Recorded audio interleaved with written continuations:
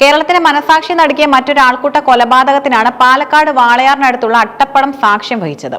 അതിഥി തൊഴിലാളിയായ രാമനാരായണൻ എന്ന പാവ മനുഷ്യൻ അതിക്രൂരമായി കൊല്ലപ്പെട്ട വാർത്ത പുറത്തു വന്നപ്പോൾ പതിവ് പോലെ അതിന് രാഷ്ട്രീയ നിറം നൽകാനും വംശീയ വിദ്വേഷത്തിന്റെ മുദ്ര കുത്തി രാഷ്ട്രീയ ലാഭമുണ്ടാക്കാനും ശ്രമിച്ച ഭരണപക്ഷത്തിന് സ്വന്തം പോലീസ് തന്നെ നൽകിയ റിപ്പോർട്ട് ഇപ്പോൾ കനത്ത തിരിച്ചടിയായിരിക്കുകയാണ്.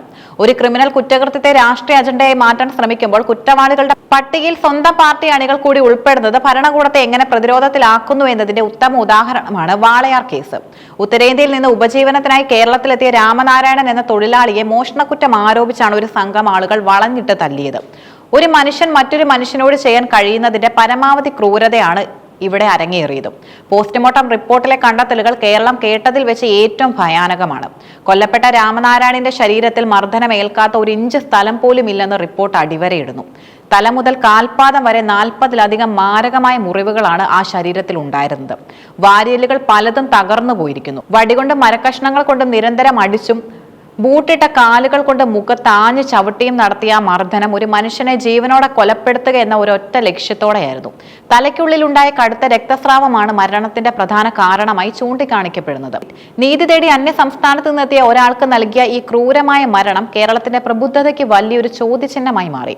കൊലപാതകം നടന്ന ഉടൻ തന്നെ യാതൊരു അന്വേഷണത്തിനും കാത്തു നിൽക്കാതെ CPM സംസ്ഥാന നേതൃത്വം ഇതിന് രാഷ്ട്രീയ നിറം നൽകാൻ തിടുക്കം കാണിച്ചു. മന്ത്രി MP രാജേഷും CPM സംസ്ഥാന സെക്രട്ടറി MV ഗോവിന്ദനും ഈ കൊലപാതകത്തെ RSSന്റെ വംശീയ വിദ്വേഷ രാഷ്ട്രീയത്തിന്റെ വിളവെടുപ്പായാണ് വിശേഷിപ്പിച്ചത്.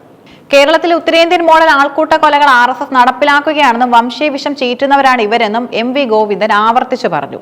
പ്രതികൾക്ക് CPM ബന്ധം ഉണ്ടായിരുന്നുവെങ്കിൽ മാധ്യമങ്ങൾ അത് ആഘോഷിക്കുമായിരുന്നുവെന്നും മന്ത്രി MP രാജേഷ് പരിഹസിച്ചു. സംഘപരിവാർ അജണ്ടയാണ് ഇതിന് പിന്നിലെന്നും പ്രതികളെല്ലാം BJP അനുഭാവികളാണെന്നും വരുത്തി തീർക്കാൻ പാർട്ടി സംവിധാനങ്ങൾ സോഷ്യൽ മീഡിയയിലൂടെ വലിയ പ്രചാരണം അഴിച്ചുവിട്ടു. എന്നാൽ സ്പെഷ്യൽ ബ്രാഞ്ച് റിപ്പോർട്ട് പുറത്തു വന്നതോടെ ഈ തിരക്കഥകളെല്ലാം ചീട്ടുകൊട്ടാരം പോലെ തകരുകയായിരുന്നു. പോലീസ് നടത്തിയ ശാസ്ത്രീയ അന്വേഷണത്തിനൊടുവിൽ 5 പേരെയാണ് പിടികൂടിയത്. ഇതിൽ 4 പേർ BJP അനുഭാവികളാണെന്ന കണ്ടെത്തൽ CPMന് ആശ്വാസം കണ്ടെത്തിയെങ്കിലും 4ാം പ്രതിയായ ആനന്ദന്റെ രാഷ്ട്രീയ പശ്ചാത്തലം പുറത്തു വന്നതോടെ കളി മാറി. ആനന്ദൻ പ്രദേശത്തെ സജീവ CITU പ്രവർത്തകനാണെന്ന് സ്പെഷ്യൽ ബ്രാഞ്ച് റിപ്പോർട്ട് സ്ഥിരീകരിച്ചു. തന്റെ പാർട്ടിക്കാരൻ പ്രതിപട്ടികയിൽ ഉണ്ടെന്നറിഞ്ഞതോടെ മന്ത്രി രാജേഷും MP ഗോവിന്ദനും വെട്ടിലായി. വംശീയ രാഷ്ട്രീയത്തിന്റെ പേരിൽ BJP മാത്രം കുറ്റപ്പെടുത്തി വോട്ട് ബാങ്ക് ലക്ഷ്യമിട്ട CPMന് സ്വന്തം പോഷക സംഘടനയായ CITUവിന്റെ ഒരു നേതാവ് ഈ ആൾക്കൂട്ട കൊലയിൽ പങ്കാളിയായെന്ന വസ്തുത ഉൾക്കൊള്ളാൻ കഴിയുന്നതായിരുന്നില്ല. പ്രതികളിൽ BJP അനുഭാവികളും CITUക്കാരനും കൈകോർത്ത് നടത്തിയ ഈ ക്രൂരത വാളയാറിലെ ലഹരി മാഫിയ സംഘങ്ങളുടെ രാഷ്ട്രീയത്തിന് അതീതമായ ബന്ധങ്ങളിലേക്കാണ് വിരൽ ചൂണ്ടുന്നത്. 4ാം പ്രതിയായ ആനന്ദന്റെ ചരിത്രം പരിശോധിച്ചാൽ രാഷ്ട്രീയത്തിനപ്പുറം ഒരു കൊടും ക്രിമിനലിന്റെ ചിത്രമാണ് തെളിയുന്നത്. വാളയാർ മേഖലകളിൽ ക്വാറി മണൽ മാഫിയകളുമായി ഇയാൾക്ക് അടുത്ത ബന്ധമുണ്ട്. മുൻപ് ലോറി ഡ്രൈവർമാരെ മർദ്ദിച്ചതിനും വഴി തടഞ്ഞതിനും ഇയാൾക്കെതിരെ നിരവധി കേസുകളുമുണ്ട്. ഗുണ്ടാ സംഘങ്ങളുടെ തണലിലാണ് ഇയാൾ CITU ലേബലിൽ വാളയാർ മേഖലയിൽ തന്റെ അധികാരം ഉറപ്പിച്ചിരിക്കുന്നത്.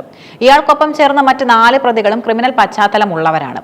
തമിഴ്നാട് അതിർത്തി കടന്നു വരുന്ന വാഹനങ്ങളിൽ നിന്നും പണം തട്ടുന്ന സംഘത്തിലും ഇവർക്ക് പങ്കുണ്ടെന്ന് പോലീസ് സംശയിക്കുന്നു.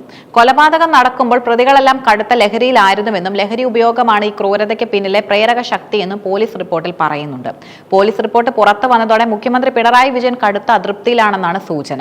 ആഭ്യന്തര വകുപ്പിന്റെ പരാജയമാണ് ഇത്തരം ക്രിമിനൽ സംഘങ്ങൾ രാഷ്ട്രീയ പാർട്ടി ലേബലിൽ വളരാൻ കാരണമെന്ന വിമർശനം ഇതിനോടകം തന്നെ ഉയർന്നിട്ടുണ്ട്. ആദ്യം രാഷ്ട്രീയ നേട്ടം കൊയ്യാൻ ശ്രമിച്ച CPM ഇപ്പോൾ ഈ കേസിനെ രാഷ്ട്രീയത്തിൽ നിന്ന് മടർത്തി മാറ്റി പ്രാദേശിക ക്രിമിനലുകളുടെ പ്രവൃത്തിയായി മാത്രം കാണാൻ ജനങ്ങളെ നിർബന്ധിക്കുന്നു. പ്രതികളെ മുഴുവൻ RSS പട്ടികയിൽ കെട്ടിയിട്ട് പ്രതിരോധത്തിലാക്കാൻ ശ്രമിച്ച നീക്കം പാളിയതോടെ പോലീസിനെ ഉപയോഗിച്ച് ഡാമേജ് കൺട്രോൾ നടത്താനാണ് സർക്കാർ ഇപ്പോൾ ശ്രമിക്കുന്നത്. രാമനാരായണന്റെ കൊലപാതകം ഒറ്റപ്പെട്ട സംഭവമല്ല. കേരളത്തിൽ അതിഥി തൊഴിലാളികൾ നേരിടുന്ന അരക്ഷിതാവസ്ഥയുടെ പ്രതിഫലനം കൂടിയാണിത്. തൊഴിലാളികളുടെ പാർട്ടി എന്ന് സ്വയം വിശേഷിപ്പിക്കുന്ന CPMന്റെ ഒരു പ്രവർത്തകൻ തന്നെ ഒരു പാവം തൊഴിലാളിയെ തല്ലിക്കൊല്ലാൻ മുന്നിട്ടിറങ്ങിയത് പാർട്ടിയുടെ അധംപതനമായാണ് രാഷ്ട്രീയ നിരീക്ഷകർ വിലയിരുത്തുന്നത്. തൊഴിലാളി സമരങ്ങൾക്കും അവരുടെ അവകാശങ്ങൾക്കും വേണ്ടി നിലകൊള്ളേണ്ട സംഘടനകളുടെ പ്രവർത്തകർ ലഹരി മാഫിയകളുടെയും ഗുണ്ടാ സംഘങ്ങളുടെയും കൂട്ടുപിടിക്കുന്നത് കേരളത്തിന് സമാധാനപരമായി മുന്നോട്ട് പോകാൻ കഴിയാത്ത അന്തരീക്ഷം സൃഷ്ടിക്കുന്നു. വാളയാറിലെ ആൾക്കൂട്ട കൊലപാതകം ഒരു പാഠമാണ്. ക്രിമിനലുകൾക്ക് രാഷ്ട്രീയ നിറം നൽകി അവരെ വെള്ളപൂശാൻ ശ്രമിക്കുന്നത് നീതി നിർവഹണത്തെ അട്ടിമറിക്കലാണ്. രാമനാരായണന്റെ ശരീരത്തിലേറ്റ ഓരോ മുറിവും കേരളത്തിന്റെ ഭരണകൂടത്തിനും സാമൂഹിക വ്യവസ്ഥിതിക്കും എതിരെയുള്ള കുറ്റപത്രമാണ്. രാഷ്ട്രീയ ലാഭത്തിനായി വംശീയതയും വർഗീയതയും ആയുധമാക്കുന്നവർ സ്വന്തം അണികൾ തന്നെ കുറ്റവാളികളായി മാറുമ്പോൾ നിശബ്ദരാകുന്നതും ലജ്ജാകരമാണ്. ആനന്ദനെ പോലുള്ള ക്രിമിനലുകളെ സംരക്ഷിക്കുന്ന രാഷ്ട്രീയ സംഘടനകൾ നാടിന്റെ സുരക്ഷയ്ക്കാണ് ഭീഷണി ഉയർത്തുന്നത്. ഈ കേസിൽ കൃത്യമായ അന്വേഷണം നടത്തി രാഷ്ട്രീയ വ്യത്യാസമില്ലാതെ എല്ലാ പ്രതികളെയും മാതൃകാപരമായി ശിക്ഷിച്ചാൽ മാത്രമേ രാമനാരായണന് നീതി ലഭിക്കുകയുള്ളൂ.